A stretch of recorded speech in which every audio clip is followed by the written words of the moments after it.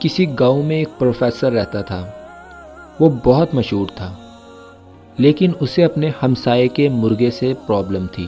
وہ مرغا ہر وقت شور مچاتا رہتا اور پروفیسر کے تخلیقی کاموں میں خلل پڑتا۔ جب اس پروفیسر کا جینا حرام ہو گیا تو اس نے اپنے ملازم کو کچھ پیسے دے کے بھیجا کہ جاؤ اور اس مرغے کو خرید کے لے آؤ اور اس کو ذبح کر کے پکا لے، تاکہ وہ مرغے سے اپنا بدلہ بھی لے سکے اور اس کے لذیذ گوشت کا مزہ بھی اٹھا سکے۔ اس پروفیسر نے اپنے سب سے عزیز دوست کو دوپہر میں دعوت پہ بلا لیا تاکہ دونوں مزیدار کھانا کھائیں۔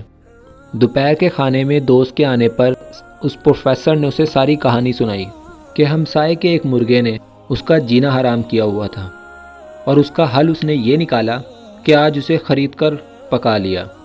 گزرے تو بس کچھ ہی گھنٹے ہیں، لیکن بڑا سکون حاصل کر رہا ہوں، اور آج صبح سے میں نے اپنی تحقیقی کاموں میں جتنی محنت کی ہے آج سے پہلے کبھی نہیں کی تھی۔ وہ توجہ کئی مہینوں سے مجھے حاصل نہیں ہو رہی تھی جو مجھے آج حاصل ہوئی۔ ابھی پروفیسر اور اس کا دوست یہ باتیں کر ہی رہے تھے کہ ملازم کھانا اٹھائے کمرے میں داخل ہوا اور پروفیسر سے بولا، میں بہت معذرت خواہ ہوں، میں نے آج صبح مرغا خریدنے کی بہت کوشش کی، لیکن ہمسایہ اس بات پر راضی نہ ہوا، اس لیے میں نے بازار سے جا کر ایک اور مرغا خریدا اور آپ لوگوں کے لیے پکایا ہے۔ پروفیسر نے اپنے ملازم کی باتیں بہت حیران ہو کر سنی اور غور کیا کہ ملازم کا مرغا زور و شور سے اذانیں دے رہا ہے۔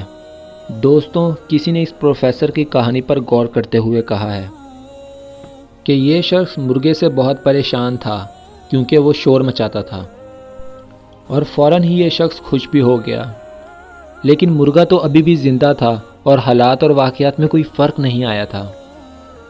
گویا تبدیلی انسان کے اندر خود پیدا ہوتی ہے، یہ انسان کی اندر کی کیفیت ہی ہوتی ہے جس نے اس پروفیسر کو اس مرغے کی آواز سے پریشان کیا ہوا تھا، اور یہ انسان کی اندرونی کیفیت ہی تھی جس نے اسے خوش کر دیا تھا۔ دوستوں، اگر یہ خوشی ہمارے اندر ہی ہوتی ہے تو ہم کیوں دوسروں سے مانگتے رہتے ہیں؟ اور اگر یہ خوشی اتنی قریب ہوتی ہے تو پھر ہم اسے کیوں اپنے آپ سے دور کر رہے ہوتے ہیں؟ ہم اس مرغے کو صرف اس وجہ سے ذبح کرنا چاہتے ہیں کہ اس کے شور سے راحت مل سکے، لیکن اگر اس مرغے کے علاوہ 100 اور مرغے آ گئے پھر آپ کیا کرو گے؟ کیونکہ یہ دنیا ایسے کروڑوں مرغوں سے بھری ہوئی ہے۔ کیا ہی یہ اچھا ہوگا کہ اگر ہم اس مرغے کو اپنے دماغ سے ہی نکال پھینکیں؟ ہم ان مرغوں کو تو ختم نہیں کر سکتے، نہ ہی ہم ان کی آواز بند کر سکتے ہیں، لیکن ہم اپنے کان تو بند کر سکتے ہیں۔ ہم اپنے آس پاس ایک ایسی دیوار کیوں نہیں کھڑے کر لیتے جو ایسے شور شرابے کو ہمارے پاس ہی نہ آنے دے؟ دوستوں، اگر آپ نے کامیابی حاصل کرنی ہے تو اپنے آس پاس ایک ایسی دیوار کھڑی کر لیں جو لوگوں کی منفی باتوں کو آپ کے پاس نہ آنے دے۔ دنیا میں جتنے بھی ترقی یافتہ لوگ ہیں انہوں نے اپنے آس پاس ایسی دیوار کھڑی کی ہوئی ہے جو لوگوں کی منفی باتوں کو اس کے پاس نہیں آنے دیتی۔